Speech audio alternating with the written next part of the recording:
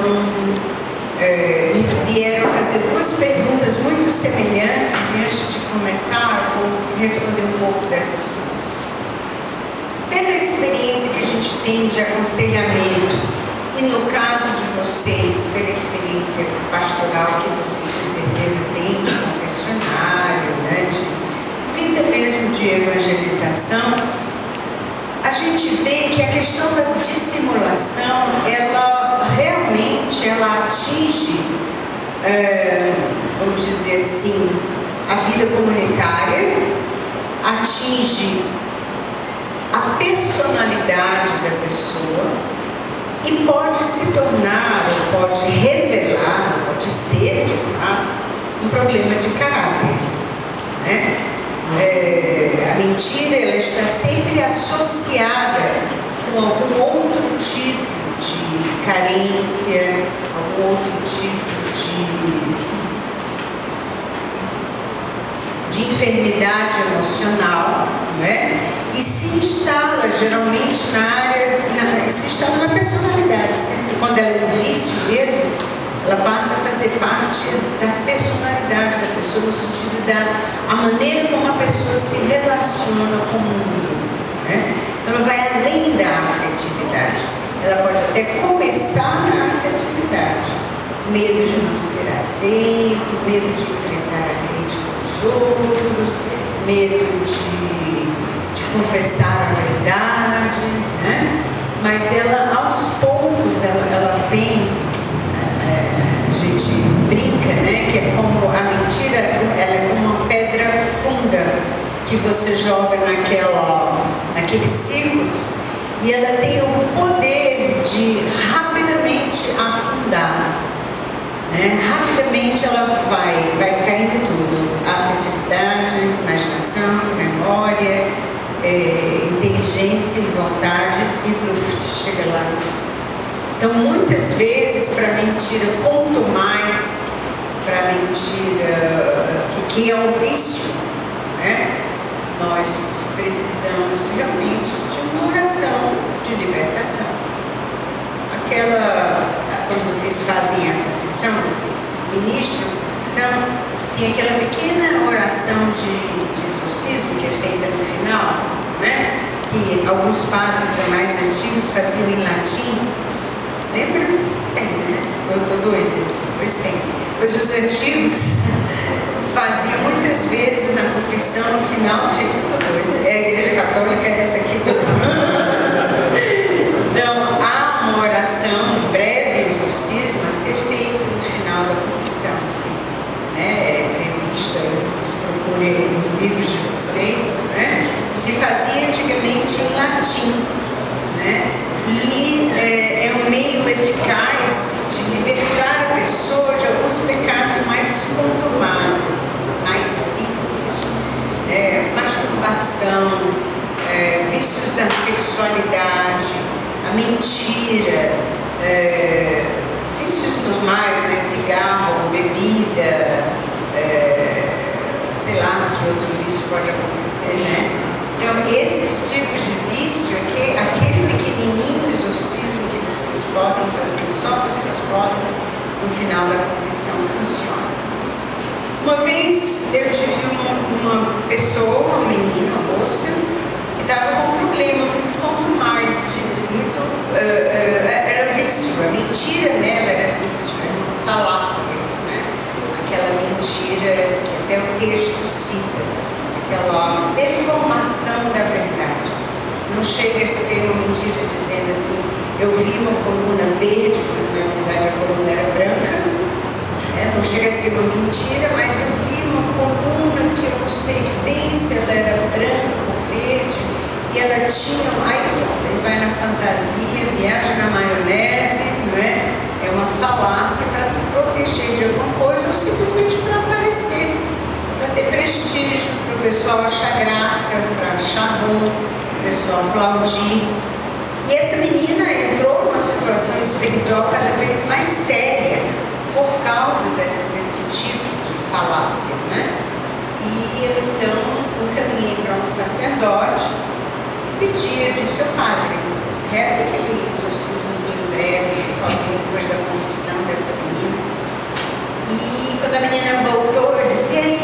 rezou, exorcismo? Não. Oh, Deus do céu. Não rezou, não, mas ele mandou rezar o ofício de Nossa Senhora durante um mês, todos os dias. Eu disse, pronto, é resolvido.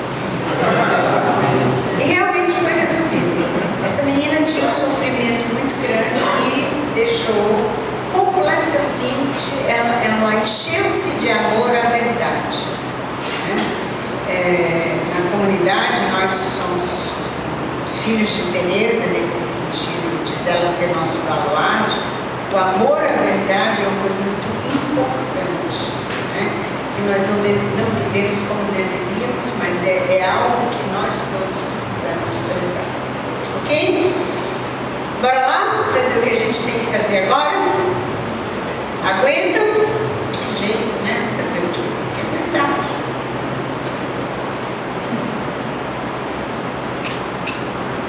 Me foi pedido para contar para vocês um pouco a história de Nossa Senhora na minha vida e como vocês estão aqui, que é pelas mãos de Nossa Senhora que vocês nem sabem, né?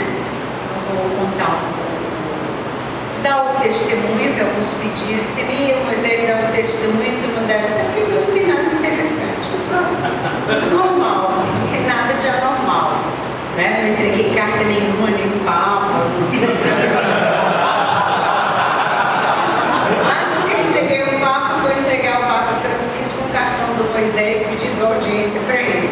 Eu gastei todos os meus segundos dizendo, Santo Padre, isso aqui é um cartão do Moisés, blá blá blá blá blá blá blá blá blá blá blá blá. Ele disse, ah, sim, pode deixar, diga ele que eu vou combinar. E eu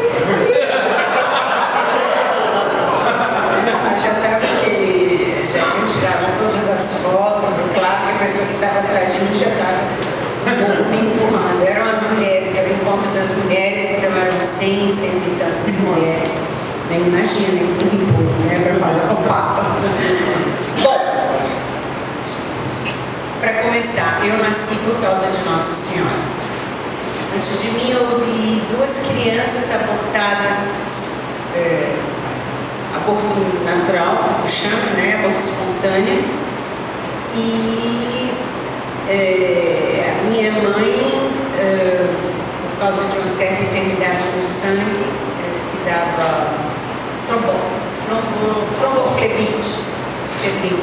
tromboflebite, ela, naquela época, né, no final da Segunda Guerra, ela não conseguia engravidar, não teria como engravidar, mas ela conseguiu engravidar e me segurar depois de uma novena Nossa Senhora das Graças.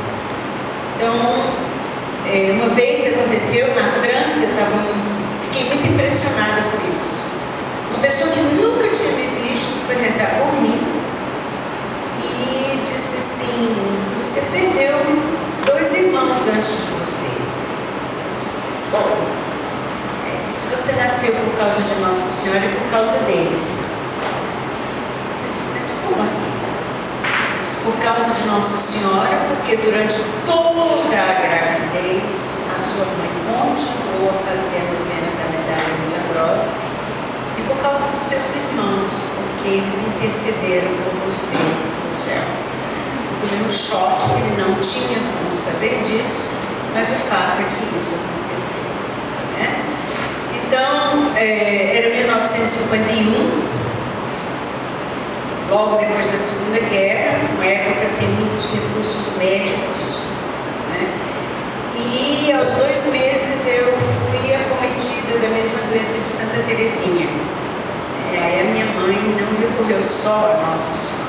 Eu estava com gastroenterite, com 2 meses, exatamente a idade que ela teve, que os irmãos dela, né, deve ter uma sensibilidade qualquer das crianças recém-nascidas para esse tipo de doença. E não tinha antibiótico, não tinha remédio, não tinha nada, não tinha nem soro. Imagina lá, 1951, fim da Segunda Guerra. E a minha mãe então fez um pacto muito interessante. Ela disse assim, Maria, Nossa Senhora, que ela chama Nossa Senhora, você me deu essa filha. Agora você vai falar com São Francisco e vocês dois vão conservar a vida dela. E foi assim que eu fiquei boa, Deus sabe por quê. A situação no Ceará naquela época não era como a de hoje. Eu só podia comer maçã raspada. Não podia tomar leite, não podia, aliás, até hoje eu não posso, né? Não podia tomar uma série de alimentos, porque para mim podia ser mortal. Vocês imaginarem a situação, o meu pai ia no que na época era aeronáutica, base aérea, e encomendava dos pilotos que eles trouxessem maçã do Rio, porque aqui não tinha maçã. Então, um grande sacrifício dos meus pais, um grande sacrifício para salvar uma vida que realmente estava por nada. Eu não podia tomar o leite da minha mãe. Não existia leite enlatado, né? Um caso assim mesmo, desenganado pelos médicos. Né? E a consequência disso é que eu, com essa minha cor assim, altamente resistente ao sol, com 3 meses fui consagrada a São Francisco, em Canindé, que é um lugar de peregrinação em Fortaleza. E minha mãe é tão santa e tão amiga de São Francisco, que nasceu no dia de São Francisco, e nos ensinou a amar São Francisco. E ela deu uma volta de joelho na Basílica comigo no colo. Né? Por isso é que eu fiquei com essa cor queimada, né? Sou morena, mas sou bela. As minhas lembranças, eu tenho até vergonha de contar, porque não tem nada extraordinário, mas enfim, né, quem obedece não quer. Quando eu tinha uns 4 anos, mais ou menos, 3 para 4 anos, a minha mãe adoeceu novamente, teve outra criança, e aí sim a tromboflebite atacou totalmente.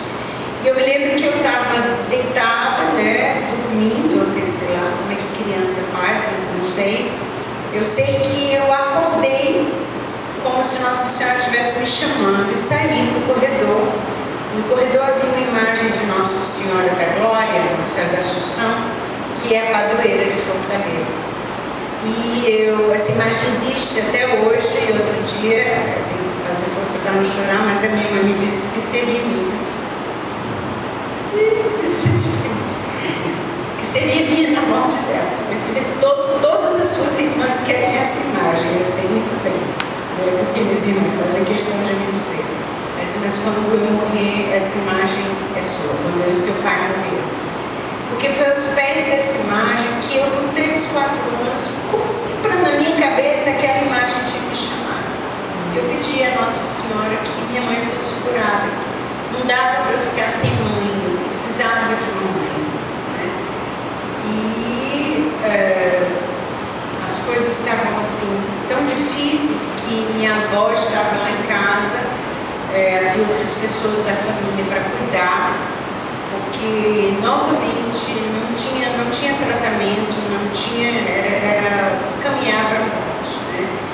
E novamente foi feita a novena da Medalha Milagrosa. Vocês não pensarem que Nossa Senhora, que eu estou andando fazendo milagre por aí, mas Nossa Senhora ouviu a nossa oração. E a minha mãe, no dia seguinte, melhorou e começou a ficar bem. Então, essa certeza de que Nossa Senhora cuida, essa certeza de que Nossa Senhora cuida de mim, que ela cuida de nós, que ela cuida da nossa família, é muito, muito evidente. Acho que a maioria de nós chegamos a Jesus através de Nossa Senhora. Nós, graças a Deus, no Brasil, a primeira oração que as crianças aprendem a rezar é Nossa Senhora.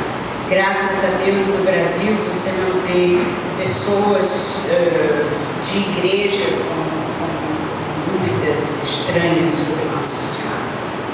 No Rio de Janeiro, aí fomos transferidos para o Rio de Janeiro. Meu pai teve um desfalque muito sério. E no Rio de Janeiro fomos ter a experiência de ser nordestinos no Rio de Janeiro em 1955.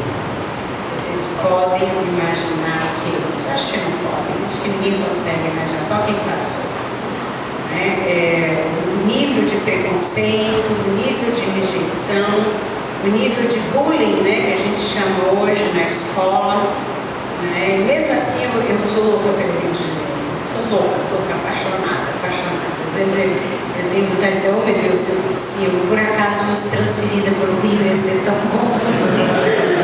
Porque parece que lá eu estou no meu ambiente, eu fui criada lá, né? Lá eu me sinto à vontade, eu me sinto bem com a cultura, eu me sinto bem com as pessoas, até com os ladrões eu me sinto bem. Caí num colégio, graças a Deus. Meus pais, sempre muito católicos, nunca deixaram de nos educar. Nós somos 6 filhos, nunca deixaram de nos educar em colégios católicos. E na faculdade, quando eu fui fazer a faculdade, eu passei em 2 ou 3 faculdades. Naquela época era diferente o sistema, e meu pai poderia não ter pagado a faculdade, poderia ter ficado na faculdade federal, o FRJ, mas ele disse, não, você vai para a Católica, você vai para a PUC. Eu estudei na Pontifícia Universidade Católica, que na época era mais vermelhinha do que as outras, mas enfim, entrei na faculdade exatamente em 68, né? Entrei na faculdade no ano de jogar pedra e policial, inclusive eu joguei. Mas foi uma pedrinha pequena.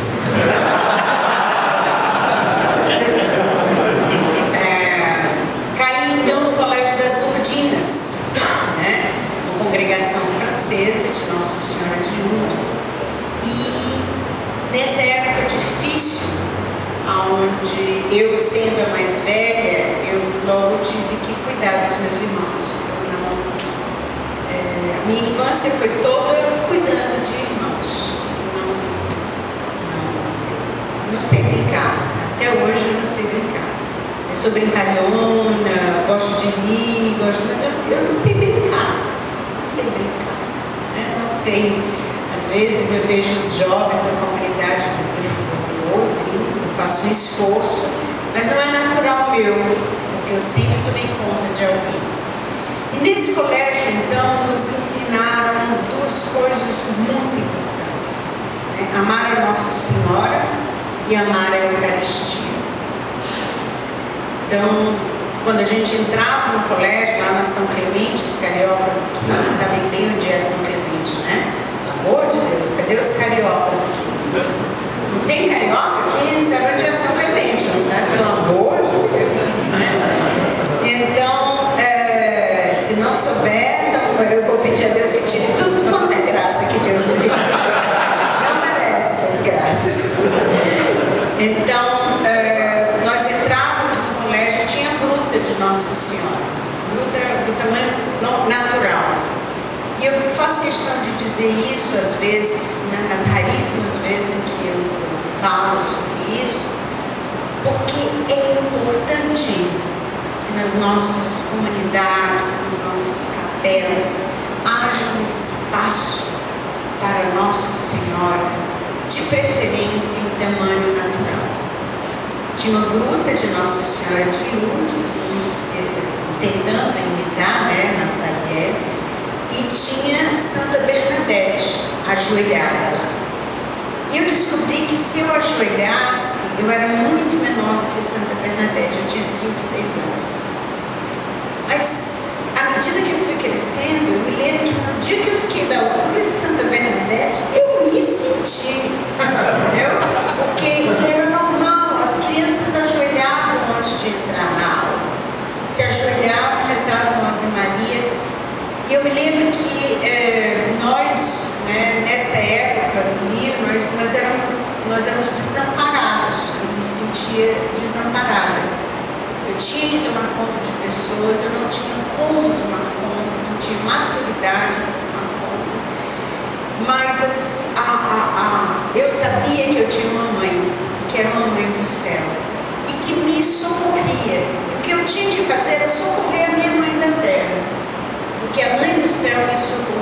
Isso é uma coisa que ficou muito marcada e que nas crianças fica marcado para sempre.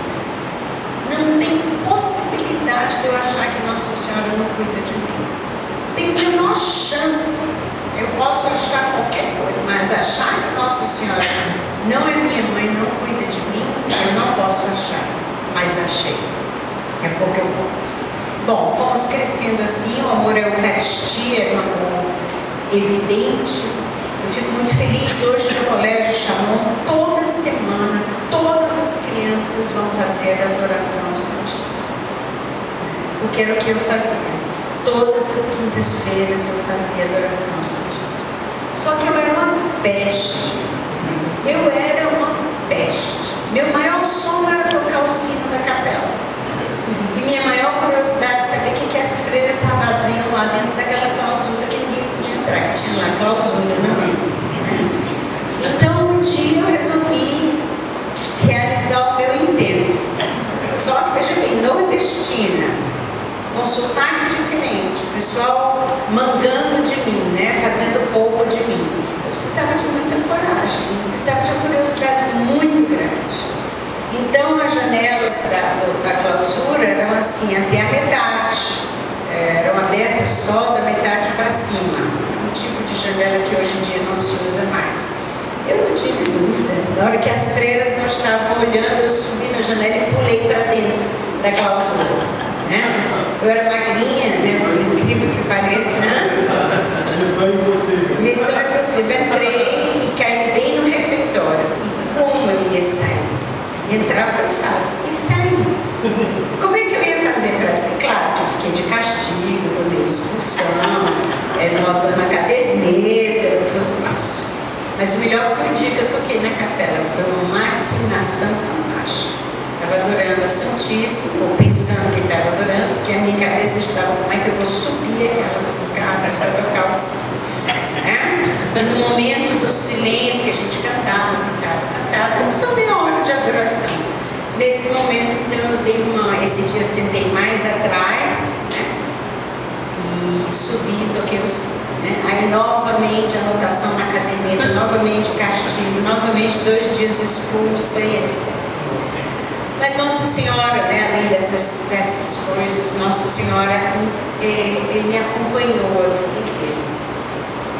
E era a mãe que eu tinha. Eu não sou florzinha que se cheira.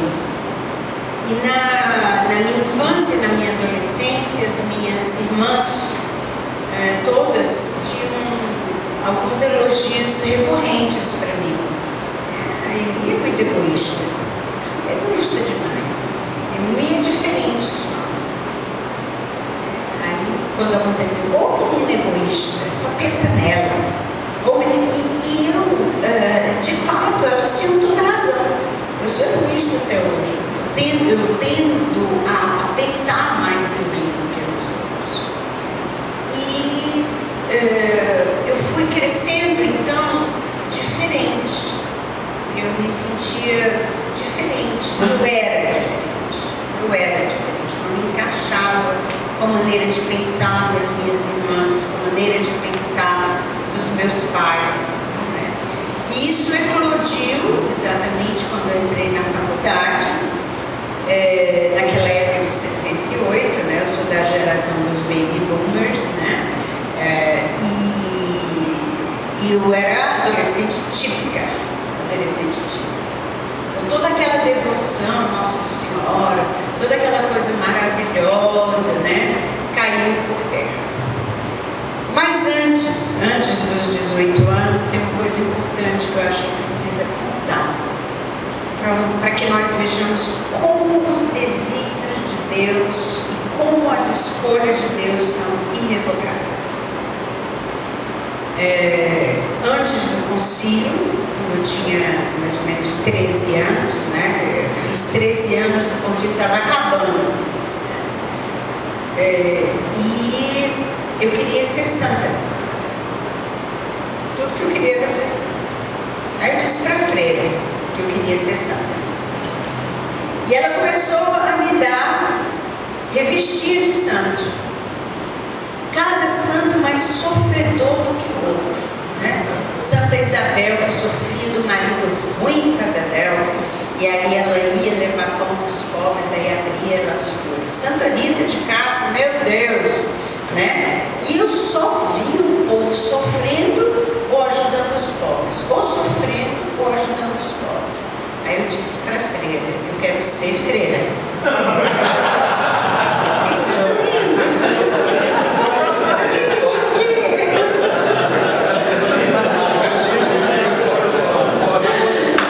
Tem uma cara de freira danada. Então, a freira viu aquela vocação espetacular, né? Claro. E a freira começou a não só me dar as revistinhas, mas um pouco ir conversando, aquela conversinha vocacional. E um belo dia, um dos dias mais chocantes da minha vida, eu fui devolver a revistinha, porque eu não tinha dinheiro para comprar. Nós muitas vezes não tínhamos dinheiro para comer na nossa casa. E então eu li a revista assim, passando aquela folha para não amassar, né? Fui devolver a revistinha lá na livraria e a freira disse: Emi, comece a rezar um terço todos os dias. Eu disse: mas irmã, eu já rezo um terço todos os dias. Na minha casa se rezava um terço. Rezar um terço era igual tomar café. Ou melhor, jantar, né? Porque era depois do jantar. Às vezes a gente ia jantar louco para acabar assim, louco para rezar o texto depois, ou então para brigar durante a reza do texto depois, que a briga era feia, né? E quando a Liana disse: não, eu quero que você reze o texto pelo homem que vai casar com você. Então você começa a rezar agora o texto pelo homem que vai casar com você. Eu disse: irmã, não vou casar não. Eu vou ser freira, eu quero ser santa. E na época do pré-concílio e concílio, vocês sabem muito bem, não é? Santo tinha que ser padre, tinha que ser freira. Então, a minha opção para ser santa, já que eu não podia ser padre, era ser freira. Eu tinha que fazer alguma coisa para ser santa. E quando essa freira disse, em outras palavras, que eu não tinha vocação, eu entrei Eu me lembro que eu voltei para casa, eu voltava a pé, era bem pertinho. E nessa época eu já voltava de ônibus, eu já morava em Copacabana. Então, eu voltei cega, eu não enxergava nada, eu não via nada, eu não entendia nada, minha vida estava destruída, pronto, eu não podia ser santa. Eu não tinha chamado para ser santa, né? Só depois do concílio foi que se foi ver que a santidade deriva do batismo. Alguns de vocês já nasceram no pós-concílio, mas na nossa época era assim. Mas obedeci a freira, né? E o meu marido ganhou, dos 13 aos 21 anos, ele ganhou 8 anos de texto de graça, né? 8 anos de graça, porque você rezar pela pessoa que vai casar com você é uma das melhores coisas, viu, Débora, para serem feitas antes do casamento. Aos 18 anos, então, eu entrei na faculdade que meu pai fez questão que fosse católica, em plena ebulição de 68, né? E passei os meus anos de faculdade nos grandes questionamentos daquela época, né? Então, sexo livre, que começava a se instaurar, paz e amor, e aí brother, né? Brother é mais recente, mas era paz e amor, e tudo pode, qualquer religião, imagine all the people, né? Toda religião é válida. E na faculdade onde eu estudava, na minha turma de psicologia, eu fazia psicologia, era vermelho, aquele comunista, intelectuoide comunista, né? Então eu me tornei uma comunista intelectuoide, né? Mas tinha aula de teologia 2 vezes por semana e aula de filosofia 2 vezes por semana. Então era obrigado na faculdade, fazia parte das cadeiras obrigatórias, ter 2 aulas de filosofia, né? Eram 4 horas por semana de filosofia e 4 horas por semana de teologia. Mas era vermelhinha, né? Era vermelho. Eu queria revolução. Então, quando os terroristas da época apareciam no jornal, eu estava com eles. Eu queria ir com eles. Eu joguei pedra mesmo. A cavalaria, os soldados a cavalo invadiram uma vez a PUC e eu joguei pedra mesmo neles. Né? Eles deviam ter jogado em mim para eu aprender. Então eu tinha aquela visão de um mundo onde o comunismo podia salvar, onde o comunismo podia ser a salvação da sociedade, a salvação do homem, né? Mas aquele comunismo superficial, realmente intelectuoide, que não conseguia brigar com a minha fé, estranha. E todos os dias eu estudava inglês. É interessante, nos meus colégios, tanto nas Ursulinas, nas Lourdinas como nas Ursulinas, nós só falávamos francês. Não se falava português no colégio naquela época. Né? Nós falávamos entre nós, alunos. Né? Merci pour votre contribution pour mon éducation, monsieur. Nós, com as freiras, nós só falávamos francês. Mas a minha paixão era o inglês. E eu ia todos os dias a pé para a aula de inglês. E todos os dias eu ia rezando a Deus. Vejam que comunista convicta que eu era. Mas todos, não havia como não rezar a Deus. Né? E peguei o costume desde aquela época de rezar pelas nações. No nosso colégio, primeiro colégio, nós éramos muito educados para ser missionários. Né? Então, eu era missionária de coração. E era a maior parte do tempo fui responsável pela Ásia. Então, eu costumava rezar o texto pelas nações. Eu ia rezando Ave Maria em francês, depois Ave Maria em latim, que naquela época todo mundo rezava, né? Depois Ave Maria em inglês. Mas eu rezava o texto. Eu ia e voltava da cultura inglesa rezando o texto. E descobri a missa. Então, minha vida foi decorrendo mais ou menos assim. Quando eu vim para Fortaleza, com mais ou menos 20 anos, eu deixei Nossa Senhora de lado. Nossa Senhora, quando eu vim para Fortaleza para casar, né? Porque aí comecei a namorar um rapaz de Fortaleza, enfim. Aí, quando foi eu para ficar noiva, eu vim para Fortaleza para conhecer pelo menos a família do rapaz. A gente namorava por carta. A carta levava 4 dias para chegar no Rio e 4 dias para voltar. E o telefonema você tinha que pedir às 6 horas da manhã e passar o dia sem sair de casa. Porque se você não estivesse em casa quando o telefone tocava, você perdia a sua vez, né? Coisas modernas.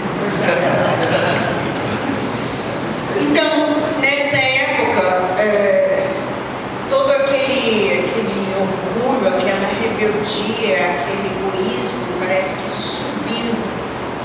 E eu simplesmente deixei de rezar o texto, deixei de fazer qualquer coisa relativa a Nossa Senhora. Influência de amigos protestantes na faculdade daqui, né? Faculdade já do Ceará. Eu era muito amiga de uma namorada de um pastor protestante. Essa menina me influenciou e infelizmente eu perdi a amizade de Nossa Senhora. Fiquei indiferente. Até que um dia aconteceu uma coisa muito estranha. Eu e meu marido, depois de 4 anos tentando ter filhos, nós não conseguíamos. E eu não sei qual é a experiência pastoral de vocês, mas os casais que não conseguem ter filhos geralmente viram ratinhos de laboratório. Fazem as experiências e os exames mais humilhantes que vocês podem imaginar. Não é só o espermograma, que inclusive a igreja não aconselha, né? Não orienta, mas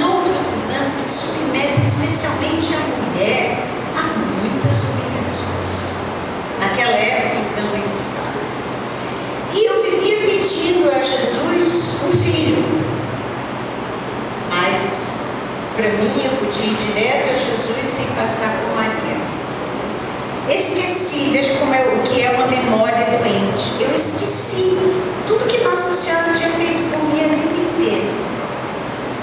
E um belo dia o médico disse: olha, vocês não podem ter filhos. Está comprovado nesse último exame, o senhor, que é meu marido, o senhor tem azoospermia, que é ausência de espermatozoide, e a senhora tem as trompas colavadas, ou seja, a trompa grudadinha, assim como o cano da maçã, que não deixa passar o óvulo. Não tem como. Vocês devem ir para o Paraná, né? Tem alguém do Paraná aqui? O padre do Paraná? Pronto, era lá a sua terra. No Paraná tem um hospital que acolhe mães que não podem criar os filhos e eles fazem a adoção. Aí veio a parte que me deu raiva. Gente, vocês vão ver a florzinha, né? Então, ele disse: a senhora Lourinha, lá tem muito menino Lourinha, a senhora vai, pega o menino Lourinha, traz, ninguém sabe. Aquilo me deu uma coisa que subiu, assim, não sei nem de onde, assim, falta explodir. E então, bom, com essa raiva do médico, misturada com a decepção de não poder ter filhos, eu fui para casa. Evidentemente, eu e meu marido íamos chorando no carro, sem dar uma palavra, uma decepção sem fim. Depois de 4 anos tentando com todo tipo de remédio, de vitamina, de hormônio, de tudo que vocês podem imaginar. E então, assim que chegou em casa, ele virou para o outro lado, dormiu e eu fiquei sozinha. Aí, pensando naquilo tudo que tinha acontecido, aí a mesma raiva do médico subiu. Vocês veem como Deus é misericordioso. Porque se eu fosse ele, eu não tinha atendido a minha oração nunca na vida. Eu disse: Jesus, quer saber? Eu não vou te pedir mais filho de jeito nenhum. Você nunca teve. Você não sabe o que é ter um filho. Eu vou pedir agora a Nossa Senhora. Ave Maria, cheia de graça. Pronto. Reatei minha amizade com a Maria. Um mês depois, eu já não menstruei. Eu estava grávida. E esse meu primeiro filho nasceu no dia 8 de maio, né, que graças a Deus é o dia também da aparição de São Miguel. A minha segunda filha, nós rezamos um terço, nós continuamos estéreis, nós somos estéreis. Tecnicamente eu sou estéril e meu marido é estéril. Então, para o primeiro filho foi uma Ave Maria. Quando nós quisemos a segunda, a gente já sabia o caminho, né? Aí nós rezamos um mistério, eu e meu marido. Aí nasceu a Lia, no dia 10 de maio. O terceiro filho foi um terço. Nasceu no dia 13 de maio. Nossa Senhora estava caprichando. O quarto filho a gente voltou para a Ave Maria, né? E até hoje ele fica zangado, porque ele diz: mamãe, a minha vez era ver do Rosário, você foi rezar só. E ele estava programado para nascer no dia do aniversário de Nossa Senhora, dia 8 de setembro. Então, assim, eu e Nossa Senhora reatamos a nossa amizade. E essa amizade me valeria o que vocês podem imaginar. Logo depois, eu fiz o cursinho de cristandade, que foi onde eu tive a minha experiência com Jesus Cristo, em 76. E poucos meses depois, então, eu fiz o seminário de vida no Espírito Santo, que foi onde a minha vida foi totalmente modificada. Nós éramos 19 em Fortaleza, e o Padre Felipe Prevô, aquele que fez aqueles círculozinhos que nós vimos hoje, Padre Felipe Prevô, ele era o coordenador do seminário. Com um mês ele me chamou e disse: Emi, você vai coordenar um grupo de oração. Eu disse, não sei o que é isso. Não sei o que é grupo de oração. Eu disse, não, mas eu vou estar do teu lado. Tudo bem. Primeira vez que eu entrei para fazer alguma coisa na igreja foi coordenar um grupo de oração, que era o grupo de oração mais famoso que tinha em Fortaleza. Eu não fazia ideia, nunca tinha entrado no grupo de oração. Eu fui para o seminário a convite de uma pessoa. E nesse dia, nessa primeira oração que eu coordenei, eu era diretora de uma escola de línguas e eu precisei botar para fora 8 colegas meus. Então eu despedi as 8 pessoas, né? Deixei 8 irmãos sem emprego, peguei um carro e fui para o grupo de oração. Eu não sabia qual era a igreja do grupo de oração. Quando eu entrei na igreja, eu olhei e disse, eu conheço essa igreja. Que igreja é essa? O que é isso? O que está acontecendo?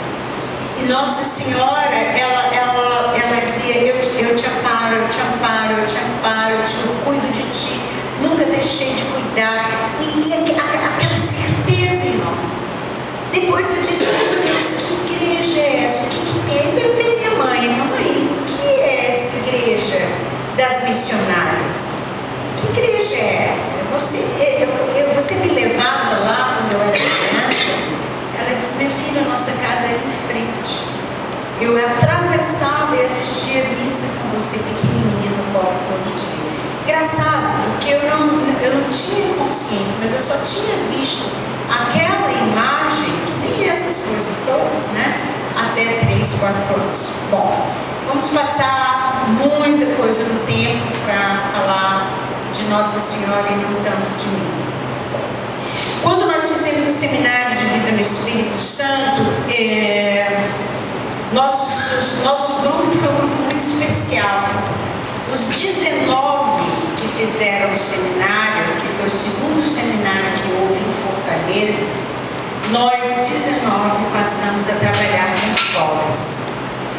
E houve nas mulheres do grupo uma graça muito especial de pobreza pessoal. Ao trabalhar com os pobres, nós vimos que não era possível nós termos tantas coisas.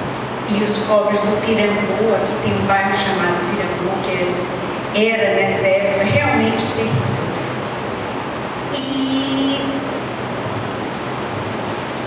o grupo de mulheres, né, foi para esse bairro, eu e mais algumas das 18, e o Senhor começou a nos interpelar e mostrar como Nossa Senhora vestia, como Nossa Senhora se vestia, como Nossa Senhora se vestia. E nós começamos a dar tudo. Nós demos as nossas roupas, nós demos as nossas joias, nós demos tudo. E passamos a viver somente com o necessário. Eu considero essa uma graça de Nossa Senhora para nós. Bom, vamos ver onde é que vocês entram, né? O tempo passou, veio o Shalom. No dia da fundação do Shalom, eu estava de bolsa, veja como Deus fala com a gente.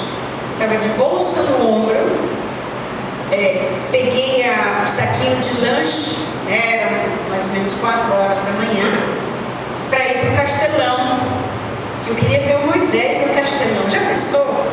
Era do mesmo grupo, a gente trabalhava junto, né? Aí eu teria que contar a história do Moisés, tudo junto, né? Então, e aí o telefone, eu ia passando pelo telefone fixo, vermelho, e o telefone tocou. Era minha cunhada. Emi, pelo amor de Deus, graças a Deus que você está em casa. Não tinha celular, né?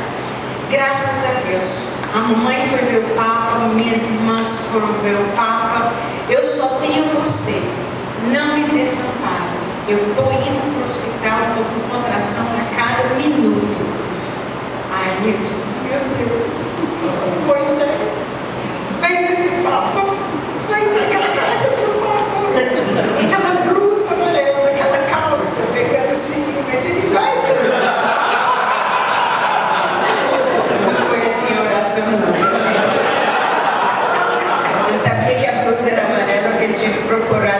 Fortaleza inteira essa blusa amarela. E, bom, fui para a maternidade. E Deus começava a delinear um pouco a minha maternidade espiritual. Porque a física, agora eu já era mãe. A mãe dos meus irmãos eu já tinha sido a vida inteira. Agora começava a minha maternidade espiritual estranhamente. Uma outra ocasião muito importante para a comunidade foi a Aparecida, o Celândia Aparecida, que aconteceu a mesma coisa. Eu estava pronta para ir para o Celã, me telefonou a mãe de uma menina da comunidade. A primeira criança que nasceu fora do Brasil, da comunidade, nasceu muito longe na França. E ela disse: Emi, eu não tenho condição de viajar. Minha filha não tem condição de ter um menino sozinho, com um monte de jovem que nenhum deles é mãe. Por favor, vá para o nascimento da minha neta. Eu não acredito. Outra vez. Esse momento foi um momento decisivo para a comunidade. O Celândia Aparecida para nós foi decisivo. Inclusive o Moisés trabalhou na mesma comissão que o Papa Francisco, trabalhou com Bergoglio na comissão de Aparecida. Mas Deus tem realmente os seus desígnios. Antes de falar de vocês, vou falar de Moisés. Como foi que Moisés e eu começamos a trabalhar juntos? Nós não nos conhecíamos. Eu sou 8 anos mais velha do que ele. Sei que não parece, mas estou falando a verdade. Sei que não tem realmente, ele está acabado. Eu não estou realmente, como vocês veem, parece que é o contrário. Como ele não está no Brasil, está viajando para a França agora, que perdeu o avião ontem, mas perdeu o avião. Mas, enfim, a conexão chegou atrasada e já tinha saído. Enfim, nós não nos conhecíamos. Eu era coordenadora da Renovação Carismática Católica no Ceará e era membro do Conselho da Renovação no Brasil. Não sei se eu era membro do Conselho ou membro da equipe de discípulos, também não faz a menor diferença. Para mostrar que eu estava envolvida na renovação. Meu envolvimento era todo na renovação. E eu era professora. Eu amava ser professora. E era professora de literatura nessa época. Eu era diretora da escola de inglês, do instituto, que é o IBEU, alguns de vocês conhecem, os cariocas conhecem, Na minha época só tinha na Nossa Senhora de Copacabana. Hoje o Bob de Deus está para morrer, o miserável, nem existe mais.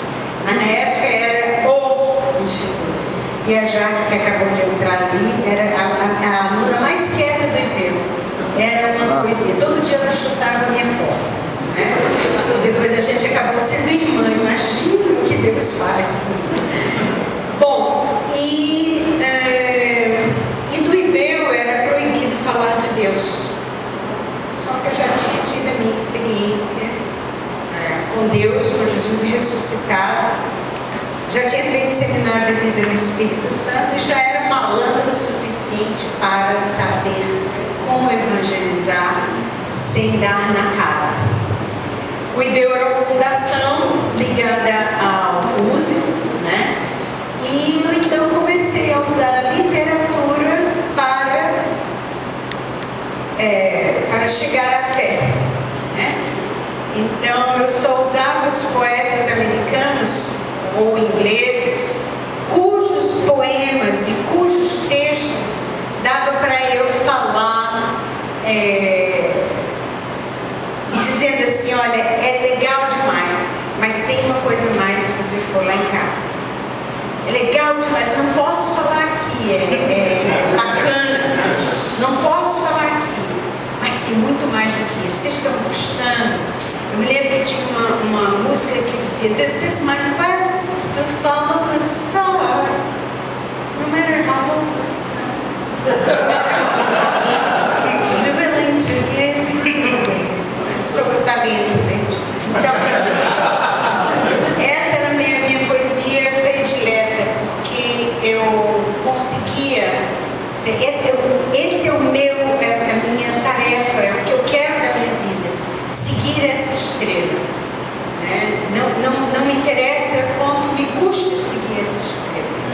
E eu usava isso para evangelizar. E minha casa passou a ficar cheia de jovens. Era o point dos jovens. Na época não tinha sorvete em Fortaleza, esses sorvetes que a gente compra hoje nas geladeiras, mas eu ia buscar sorvete lá no aeroporto, né? Comprava aquelas caixas grandes de revendedor e na minha geladeira tinha sempre sorvete. Então os jovens enchiam a minha casa, né? Porque havia sorvete, porque havia oração de cura interior, porque havia oração de libertação, porque havia aconselhamento, havia conversa, havia evangelização. Então, quando nós chegávamos no Instituto de Línguas, nós éramos as pessoas mais ateias que se pode imaginar, né? Mais agnósticas, pelo menos. E quando nós estávamos lá em casa, era aquela farra, aquelas perguntas, né? E realmente entre um sorvete e outro, entre um trabalho e outro, eu nunca me lembro, nunca me esqueço de um menino que ele era jovem, ele tinha todos eles eram jovens, né? Esses tinham 23 anos e casou-se prematuramente, na minha opinião. E ele gostava muito dessa poesia, né? E um dia ele foi lá em casa e disse: Eli, eu entendi. Agora me explica como é. E nós conversamos sobre Jesus horas.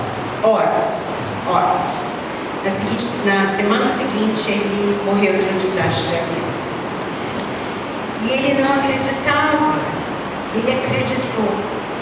Então valeu a pena. Por ele já valeu a pena. Bom, um dia eu recebo um telefonema. Alô, Eli, aqui é o Moisés. Eu disse: Moisés? Aquele pregador? Moisés, é você? Eu sou louca para conhecer você. Vocês sabem, né? O meu jeito de ser.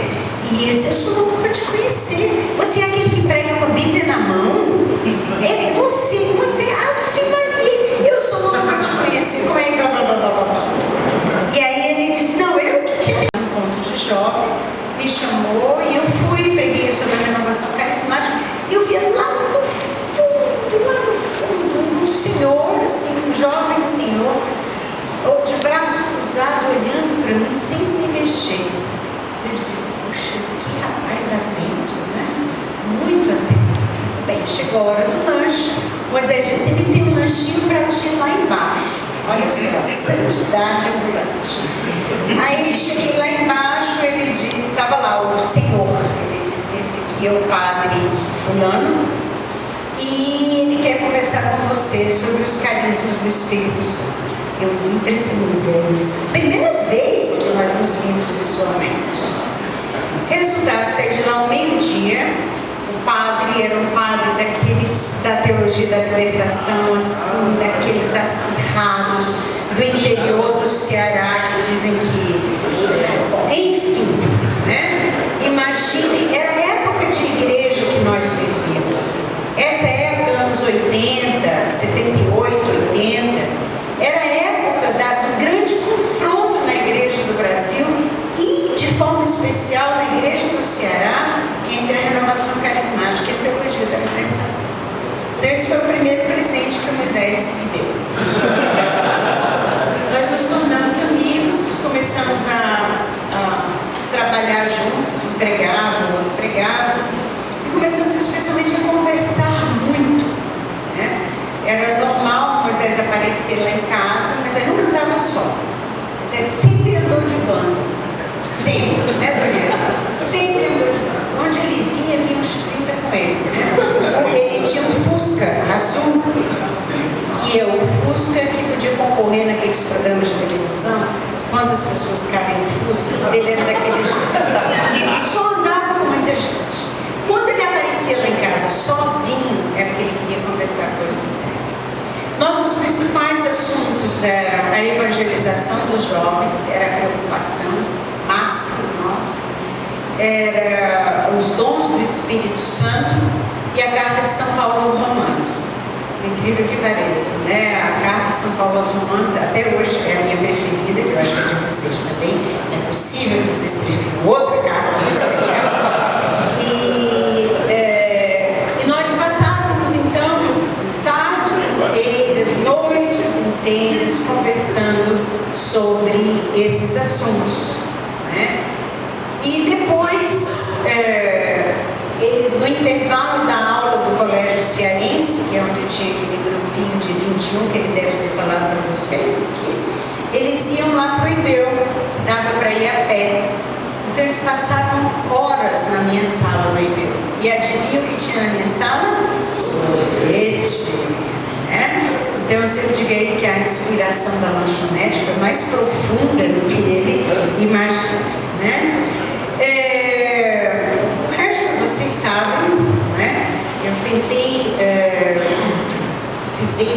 fazer de tudo para entender o que estava acontecendo. Minha cabeça deu um nó, porque eu disse assim: meu Deus, eu queria ser freira, você me fez casar, sou feliz com meu marido, com os meus filhos, né? Nessa época eu tinha 2 filhos, mas agora esses meninos estão querendo caminhar para viver juntos.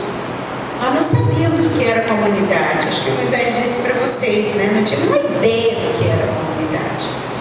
Eu disse: Jesus, esses meninos querem viver juntos, eles querem ser santos, eles vão ser santos. Quanto a mim, eu vou acompanhá-los até enquanto eles precisarem de mim, porque eu era a adulta, eu tinha 28 anos mais ou menos. Então naquela época, uma senhora de 28 anos com 2 filhos, 29, com 2 filhos, eu então era a adulta. Era eu que assinava como fiadora às vezes das coisas deles, era eu que pagava às vezes a mensalidade. Eu ganhava muito bem nessa época. Era eu que dava a cara a tapa ao bispo, né? Então o bispo era apaixonado pelo Moisés. Dom Luiz Rochater era louco pelo Moisés, completamente louco. Mas quem batia de frente era eu. Quem batia, porque eu era adulta, entendeu? Então quem batia de frente com a maçonaria, quem batia de frente com a teologia da libertação era eu. Era eu que pregava, era eu que aparecia, porque eu era adulta e eu precisava proteger os meninos. Vocês estão vendo sempre esse papel de mãe? Sempre esse papel de que dá a cara a tapa para proteger. E era muito engraçado, porque o Dom Luiz chegava: ô Moisés, tudo bem, meu filho, blá blá blá blá blá, e eu lá do lado. Blá blá blá blá blá. Ah, boa tarde, Emílio. Boa tarde, Dom Luiz, sua bênção. O negócio dele era ô Moisés, ô Moisés. E eu vi que, bom, era esse o meu papel mesmo, paciência. Quando o Shalom começou, eu disse, foi fundado mesmo em 82, eu disse: está na hora de eu sair. Eu vou dar um jeito de sair, porque senão eu vou atrapalhar. Em 83 eles começaram a morar juntos, os 4 rapazes, e eu disse: Jesus, eu vou atrapalhar, meu Deus do céu. Ainda aguentei ficar o ano de 83 todinho, e no final de 83 eu fiquei grávida, e eu disse: é a minha oportunidade, eu vou sair. Se eu ficar, quem já viu uma mulher casada com um grupo de jovens? Quem já viu? E Fortaleza inteira começou a falar milhões de coisas, que eu ia deixar meu marido para fugir com Moisés. Era sério. Meus pais me ligavam para saber o que era aquilo. Padre Caetano se tacava lá do Pirambu para minha casa para saber o que estava acontecendo. Aí meu marido teve que arrastar a mim e os meus filhos. Nós fomos passar uns 10 dias lá em João Pessoa, no Tambaú. Cadê o pessoal de João Pessoa? Pois é, Tambaú naquela época era um hotel, né? Hoje. Mas fomos não, Reis Magos, pior ainda, né, padre? Então, porque nós não aguentávamos mais o falatório. E graças a Deus, meu marido, como vocês estão vendo, é um santo, né? Basta olhar para mim que você se ajoelha aos pés dele. Então, bom, houve toda essa coisa e aí eu me apavorei.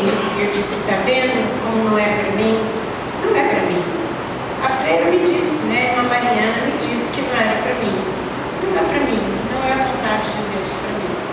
E aquilo me criou uma dor no coração que eu não tinha mais aonde um dia a irmã Brit McKenna, vocês conhecem a irmã Brit McKenna, veio à Fortaleza e rezou por mim, como rezou por todo mundo da equipe de serviço. E ela disse: Jesus está te dando a graça de perdoar.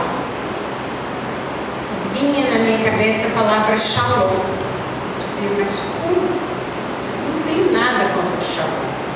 Ele é que tem contra mim. Porque eu é que estou sendo uma ameaça para o shalom. Enfim, a história é meio comprida, né? Eu tive um sonho que, evidentemente, eu fui rezar de manhã. Nessa época a gente rezava às 5 horas da manhã. Deus falou claramente: eu quero você no shalom. O seu lugar é no shalom. Disse: Jesus, eu sou casada, furiosa com ele.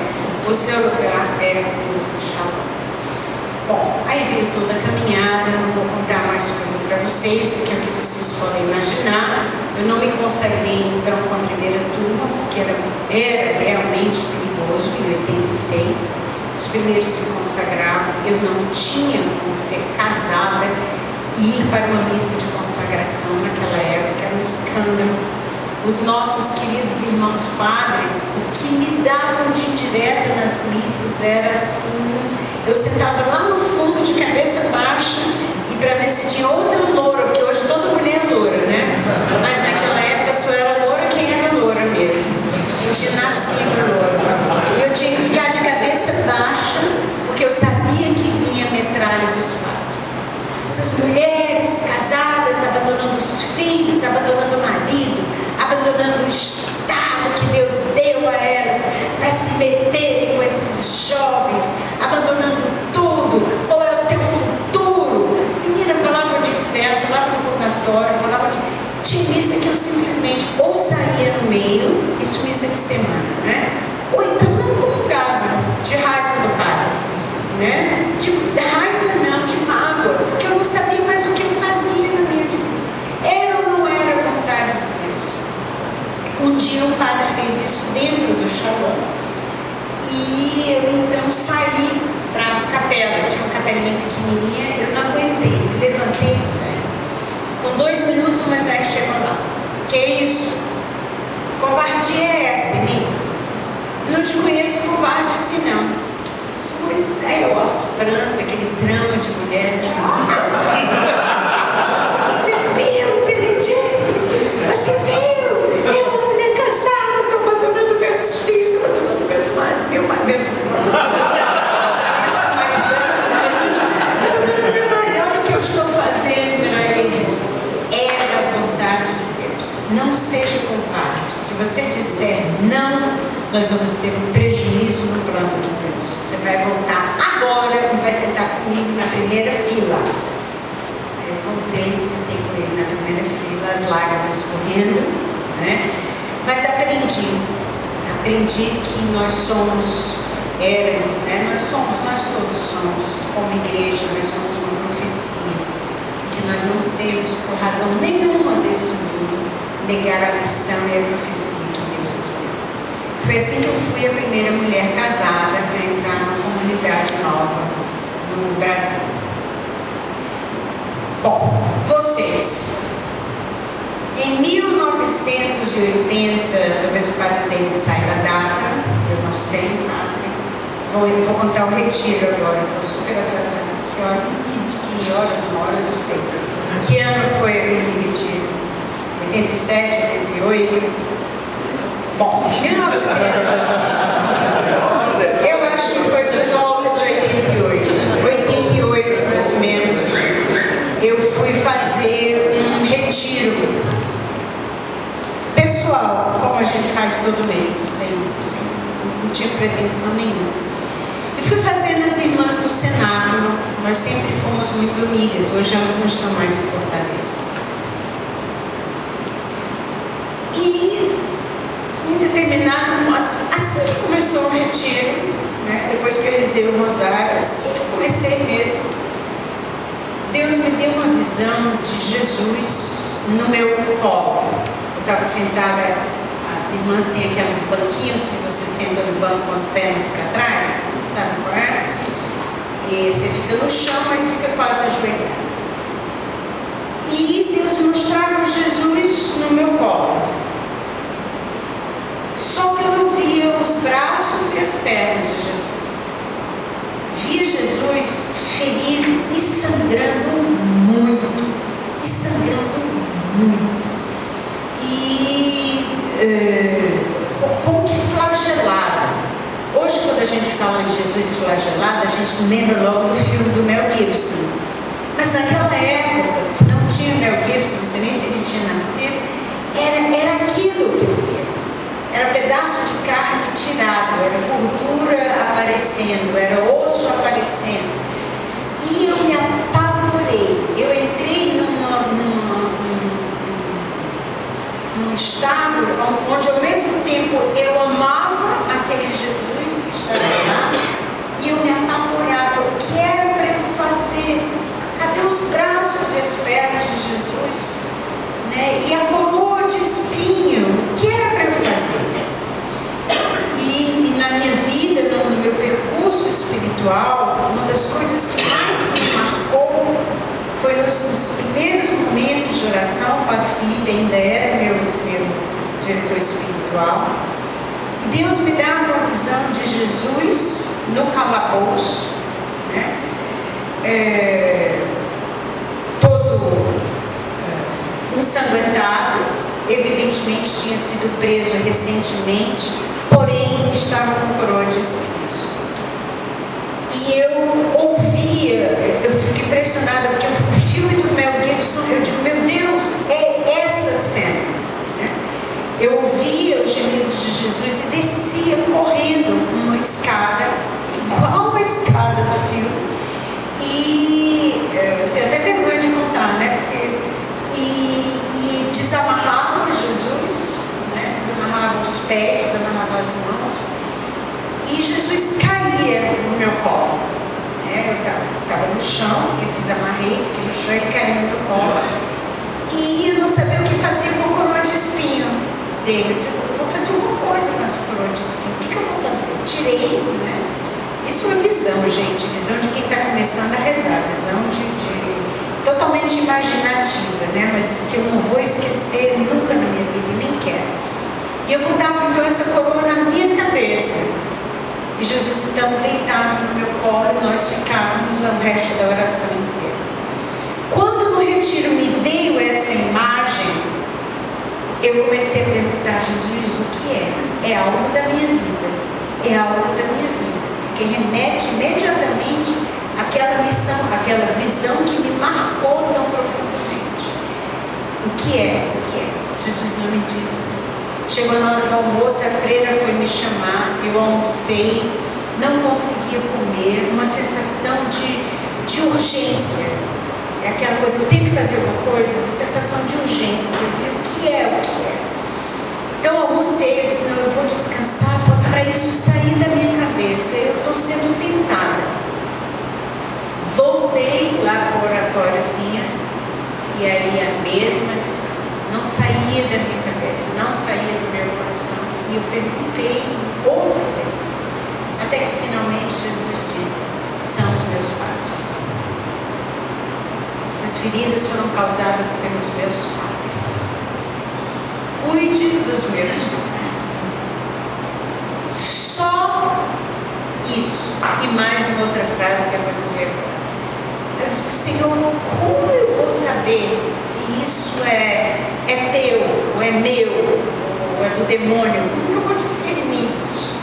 E eu estava tão assim, imóvel, eu não conseguia abrir a palavra, eu não conseguia, não tinha ninguém, eu estava sozinha, não tinha ninguém para discernir comigo.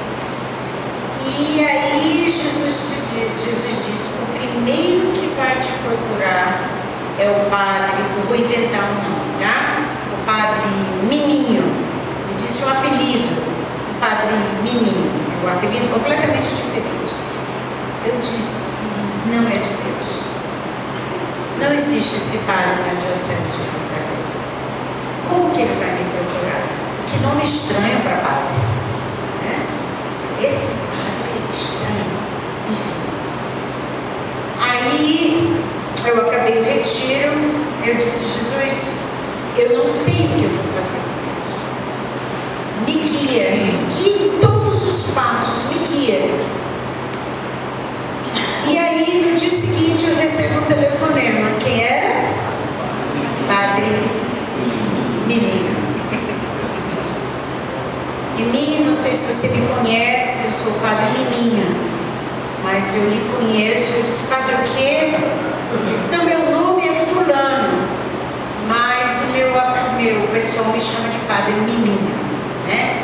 Graças a Deus, eu não sou completamente diferente, eu fico morrendo de medo de dizer o nome, senão não pergunta. Aí eu disse, pois não, Padre, ele queria conversar, eu fui conversar com ele. Esse Padre, cada palavra que ele dizia, eu via a chicotada batendo em Jesus. Cada coisa que ele contava, eu acho que ele pensa até hoje que eu sou meio pneu, mas eu já contei para ele essa história. Pneu é maluco, né? Então, a minha sensação enquanto ele conversava é que eu estava vendo Jesus se tornando aquele Jesus que estava ali. E eu disse, meu Deus, você quer alguma coisa com os padres? Jesus, o que é isso? Nós somos ignorantes, nós somos burros, nós não somos teólogos. Eu sou uma mulherzinha, casada, né? Nessa época eu tinha 3 filhos. Eu sou uma mulher casada com 3 filhos. Estou aqui mais atrapalhando do que ajudando. Estou à margem dessa história aqui. Por favor, Jesus, o que eu faço? Aí, cada vez que eu ia rezar, me vinha a mesma coisa. E um dia eu perguntei, Senhor, por que você está sem braço? Por que não tem braços e pernas? Aí ele disse, porque os mesmos padres que me feriram serão meus braços e minhas pernas. E vocês do Shalom, vocês serão meus braços e minhas pernas. Aí eu disse, meu Deus, o negócio está ficando preto demais. E eu não sou muito desse negócio de ter sonhos e visões e revelações. Eu sou até muito racional demais. Embora seja muito emotivo, mas... Bom, aí eu falei com Moisés. Moisés, Deus quer alguma coisa com os padres. Moisés tem um jeito de fazer assim como espere. Espere Deus dar mais sinais. Esqueça disso. Espere Deus dar mais sinais. Eu sou, glória a Deus, vou esquecer. Aí um dia eu fui me confessar com o Padre Mariano, que já faleceu. No final da confissão, sem ter nem para que, ele disse, o que o senhor não faz mesmo pelos padres? Eu disse, não, nós rezamos. Aí me veio, já veio me dar um choque, né? Aí eu disse, não, nós rezamos todo o último mistério do nosso, qualquer texto que nós rezamos é pelos padres. Ele disse, só isso? A única coisa que vocês fazem pelos padres é rezar um mistério do texto? Isso é uma vergonha. O senhor tem razão, com certeza. Enfim, estranho que esse padre, logo depois dessa confissão, ele adoeceu e veio a falecer. E eu me vi órfã novamente. Porque aí eu contei para ele a história, mas novamente eu não tinha mais para que contar. Um belo dia, eu esqueci o assunto como Moisés mandou. Um belo dia eu tive um sonho. Um sonho de uma imensa guerra. Guerra como vocês podem imaginar. Gente ferida, gente de todos os padres, todos de clésima. Mas lutando, como se o clésima fosse o uniforme, né, deles. E eles lutando na guerra, cada vez caído, cada vez ferido, cada vez... E eu dizia, eu tenho que fazer alguma coisa, e de repente tinha uma casa enorme, muito branca, muito limpa, né, imensa. E nessa casa havia várias mesas com alimentos. E os padres começavam a chegar. E no segundo andar tinha novamente uma escada e subiam e desciam médicos, macas, enfermeiras, soro. Eu disse, meu Deus, é um hospital de campanha, né? Mal sabe o Papa Francisco que isso aconteceu. Isso é um hospital de campanha. E Deus falava muito claro, né? São os meus padres, deem de comer, cuidem das suas feridas. Outro dia, toque, toque, toque, Moisés, tu não imagina o sonho que me deu, tarará. Espere. Vamos esperar os sinais de Deus. Vamos esperar o que Deus faz. Passou-se o tempo e um dia eu acordei com uma figura na cabeça. Um terço, no meio do terço o cálice, a patena. E eu morro de vergonha de contar isso, que parece aquelas tiazinhas carismáticas, iluministas, né? Mas eu não sou muito iluminista, não, gente? Imagina se eu fosse, né? Então, Nossa Senhora dizendo, tinha esse terço, ao redor do terço tinha por Maria pelos sacerdotes. E Nossa Senhora dizia, claro, eu quero que reze um terço por dia e faça uma penitência por dia pelos meus sacerdotes. Eu vou fazer o resto. Lá se vou eu novamente para Moisés, né? Aí eu já sei o que ele vai dizer. Espera. Ele disse, não, comece a chamar as pessoas, convoque as pessoas para rezarem pelos sacerdotes e fazer uma penitência por dia pelos sacerdotes.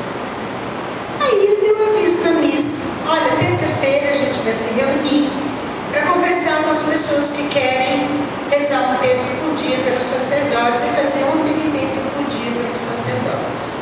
Se você quiser vir às 8 horas, tarará. 800 pessoas. Quase que eu caí para trás. Eu disse, o que eu vou fazer com esse povo, Jesus? E assim começou o que nós chamamos de projeto com Maria pelos sacerdotes, que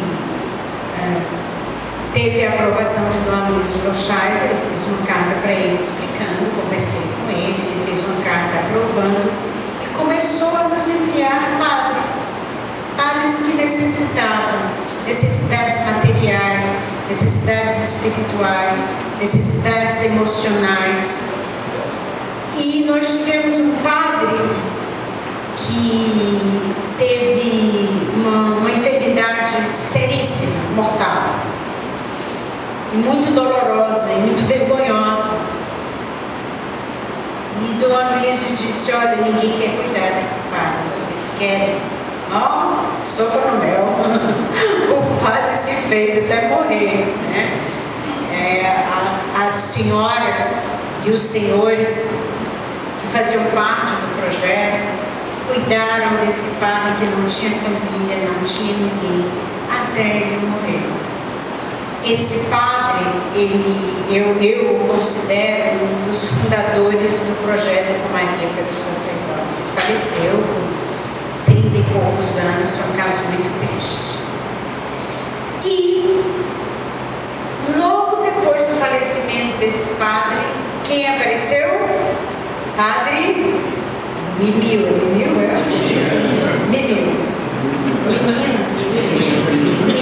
bom, apareceu o padre Mimio e disse, Emílio, eu soube o que aconteceu com o padre X, por favor, reze comigo. Aí juntei a turma do Maria pelos sacerdotes e coloquei todo mundo junto na frente do Santíssimo. E eu fui conversar com o padre sozinha, evidentemente, como outra, porque precisava realmente de... Não se deve ficar só com o padre num lugar fechado, né?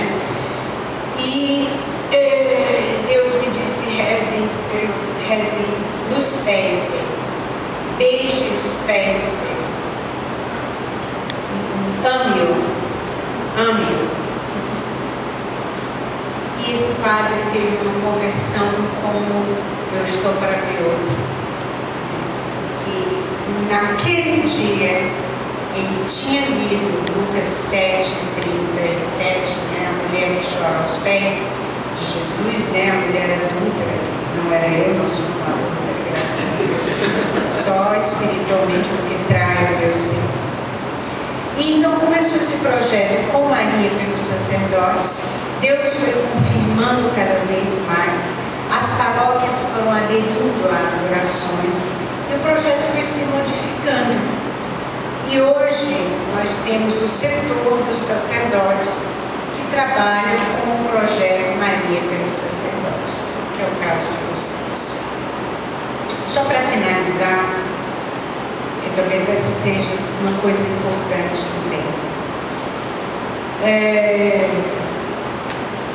Logo depois dessa primeira crise com Nossa Senhora que eu contei, uns anos depois, já na renovação carismática, já na equipe de serviço da renovação carismática, já com o Shalom fundado, eu comecei a ter dúvidas de fé terríveis sobre Nossa Senhora. Terríveis, verdadeiro tormento. Né? Só não foi pior do que as dúvidas sobre a Eucaristia, mas foi uma crise de fé daquelas horríveis. E eu então fui para Brasília para o encontro da renovação e Dom Alberto Taveira, que na época era o padre Alberto Taveira, inventou que cada membro da nossa comissão, né, ia escrever um livro de formação. E eu ia escrever um livro sobre Nossa Senhora. Eu disse, mas Padre Alberto, eu não posso escrever sobre Nossa Senhora. Não, mas por quê? Aquele jeito dele animado. E quase que disse, como eu vou escrever sobre Nossa Senhora? Se eu estou numa crise de fé horrível sobre Nossa Senhora. Se eu sei com a minha memória que cada filho meu me foi dado por ela. Se eu sei que foi Nossa Senhora que me manteve viva. Foi Nossa Senhora que salvou minha mãe. Foi Nossa Senhora que salvou o Sérgio do câncer, que aí teria que ser outra história cumprida. Como? Mas aí Dom Alberto fechou a questão. Eu não tinha como dizer na frente das outras pessoas. Imagina um membro do Conselho Nacional com dúvidas sérias sobre Nossa Senhora. Aí, logo depois dessa reunião, eu peguei um avião, vim para Fortaleza, vim de noite, com a cabeça atordoada. Como eu vou escrever? Nós temos prazo para escrever esse livro. Como eu vou escrever sobre uma coisa que eu não acredito? Como? Não tinha nem como fazer Ctrl+C, Ctrl+V naquela época. E aí aconteceu uma das coisas mais impressionantes da minha vida. Eu estava muito cansada, as luzes do avião apagaram, a gente jantou, naquela época ainda tinha comida em avião, né? E eu disse, Jesus, os teólogos vão dar um jeito de explicar. Mas na minha cabeça de leiga burra, eu sei que você está vivo no céu. E eu tive a experiência contigo ressuscitado. Eu te peço que tu me des a mesma experiência com Nossa Senhora, porque eu sei que ela está viva no céu. Não tinha teólogo à minha direita, nem à minha esquerda, porque eu estava na janela. E eu dormi muito angustiada, dormi com muitas dúvidas, dormi com a cabeça cheia de coisa. E acordei, Deus sabe quanto tempo depois, e uma voz dentro de mim. Olha pela janela. A janela estava baixada. Mas eu tinha dentro de mim uma coisa nova, uma paz nova, uma vida nova, uma alegria nova. E levantei então a janela e tinha só uma estrela no céu. E veio na minha cabeça a frase do meu colégio: Ave Maris Stella. E eu vi como era a estrela d'alva, era a estrela do mar, né? Era a estrela que dá o norte. A partir desse dia, a minha vida mudou completamente. Meu relacionamento com Nossa Senhora voltou a ser muito melhor, aliás, passou a ser muito melhor do que antes. Eu afirmo, os teólogos me perdoem, eu estou aqui com 70 teólogos na minha frente, vocês me perdoem, mas eu tive a experiência com Nossa Senhora. Aí o que vocês vão fazer com isso? São Tomás de Aquino vai dar um jeito lá, Santo Agostinho, mas eu tive a experiência com Nossa Senhora. Meus queridos, eu teria muito mais para contar. O importante, eu acho, que fica a devoção a Nossa Senhora é uma coisa muito simples. Na época que eu estava com muitas dúvidas, eu fui me confessar e disse ao padre, um padre velhinho, eu disse: padre, eu estou com dúvidas sobre Nossa Senhora, isso. Ele disse: você vai fazer o seguinte, toda vez que você passar por uma imagem, você vai jogar um beijo. Eu disse: aqui no Brasil? Em Fortaleza? Se você põe uma flor, se você alcançar a imagem, você dá um beijo no pé de Nossa Senhora, no rosto de Nossa Senhora, na mão de Nossa Senhora. E eu estava na igreja de Nossa Senhora de Fátima. Aí ele disse: essa é a sua penitência. Como que eu não ia cumprir? Tinha que cumprir. Aí eu passei vários meses da minha vida. Aí o povo olhava para mim. No começo eu ia assim.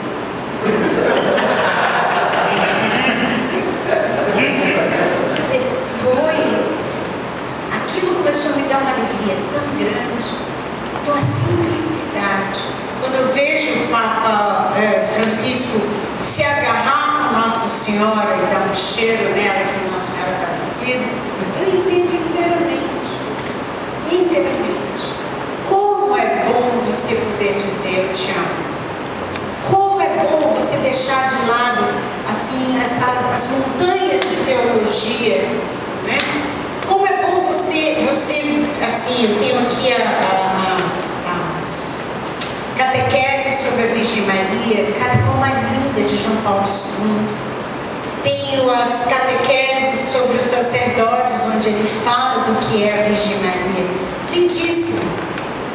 Mas mais do que isso, talvez vale a pena eu chegar, dar um abraço, dar um cheiro, dar um beijo e dizer: uma coisa linda. Isso é coração a coração, é fé e nos ajuda. Diz João Paulo II que o sacerdote é formado por Maria, é educado por Maria. Fico feliz por ter sido instrumento de Deus para que vocês, anos depois, né, quase 2 décadas depois, estivessem aqui. Mas saibam que não estão aqui sem um propósito. Há uma enfermaria. Como vocês viram aqui no começo do retiro, essa enfermaria é o ventre de Maria. Há pessoas correndo para todo lado. Vocês podem botar o olho aí na janela, entra um, sai outro, entra um, sai outro, entra um, sai outro. Com certeza há anjos, há enfermeiros, com certeza o Espírito Santo está agindo. E é uma alegria poder servir a vocês, poder beijar os pés de vocês, poder beijar as mãos de vocês e por poder dizer a Jesus: obrigada, Senhor, por nos ter dado esse dom tão grande de servir os sacerdotes na vocação. Amém? Ave Maria, cheia de graça,